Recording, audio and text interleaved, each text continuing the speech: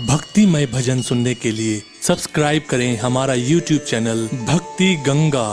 नई वीडियोस देखने के लिए बेल आइकन पर क्लिक करें। आइए भक्तगणों, श्री कात्यायनी देवी की कथा शुरू करें। माँ दुर्गा के छठवें स्वरूप का नाम कात्यायनी है। इनका कात्यायनी नाम से पढ़ने की कथा इस प्रकार है। कत नामक एक प्रसिद्ध महर्षि थे। उनके पुत्र ऋषि कात्य हुए। इन्हीं कात्य के गोत्र में विश्व प्रसिद्ध महर्षि कात्यायन उत्पन्न हुए थे। इन्होंने माँ भगवती पराम्बा की उपासना करते हुए बहुत वर्षों तक बड़ी कठिन तपस्या की थी। उनकी इच्छा थी कि माँ भगवती उनके घर पुत्री के रूप में जन्म लें। माँ भगवती ने उनकी यह प्रार्थना स्वीकार की।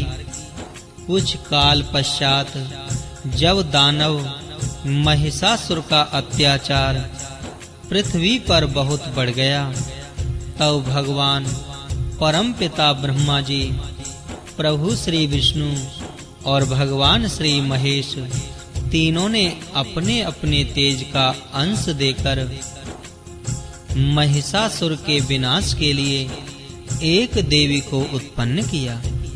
महर्षि कात्यायन ने सर्वप्रथम इनकी पूजा की।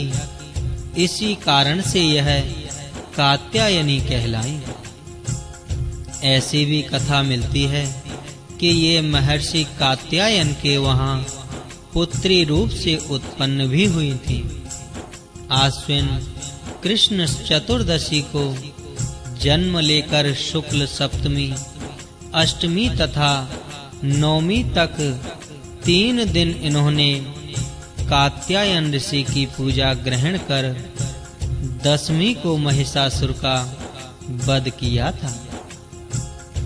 माँ कात्यायनी अमोघ फलदायिनी है। भगवान कृष्ण को पति रूप में पाने के लिए ब्रज की गोपियों ने इन्हीं की पूजा कालिंदी यमुना के तट पर की थी। ये ब्रजमंडल की अधिष्ठात्री देवी के रूप में प्रतिष्ठित हैं। इनका स्वरूप अत्यंत ही भव्य और दिव्य है। इनका वर्ण स्वर्ण के समान चमकीला और भास्वर है। इनकी 4 भुजाएं हैं। माता जी का दाहिनी तरफ का ऊपर वाला हाथ अभय मुद्रा में है तथा नीचे वाला वर मुद्रा में है। बाईं तरफ के ऊपर वाले हाथ में तलवार और नीचे वाले हाथ में कमल पुष्प सुशोभित है। इनका वाहन सिंह है। श्री दुर्गा पूजा के 6वें दिन इनके स्वरूप की उपासना की जाती है। उस दिन साधक का मन आज्ञा चक्र में स्थित होता है। योग साधना में इस आज्ञा चक्र का अत्यंत महत्वपूर्ण स्थान है। इस चक्र में स्थित मन वाला साधक माँ कात्यायनी के चरणों में अपना सर्वस्व निवेदित कर देता है। परिपूर्ण आत्मदान करने वाले ऐसे भक्त को सहज भाव से माँ कात्यायनी के दर्शन प्राप्त हो जाते हैं। माँ कात्यायनी की भक्ति और उपासना द्वारा मनुष्य को बड़ी सरलता से अर्थ, धर्म, काम, मोक्ष 4 फलों की प्राप्ति हो जाती है। वह इस लोक में स्थित रहकर भी अलौकिक तेज और प्रभाव से युक्त हो जाता है।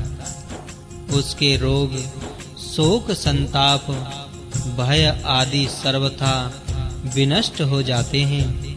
जन्म जन्मांतर के पापों को विनष्ट करने के लिए मां की उपासना से अधिक सुगम और सरल मार्ग दूसरा नहीं है। इनका उपासक निरंतर इनके सानिध्य में रहकर परम पद का अधिकारी बन जाता है। अतः हमें सर्वतो भावेन मां के शरणागत होकर उनकी पूजा उपासना के लिए तत्पर होना चाहिए। जय मां कात्यायनी।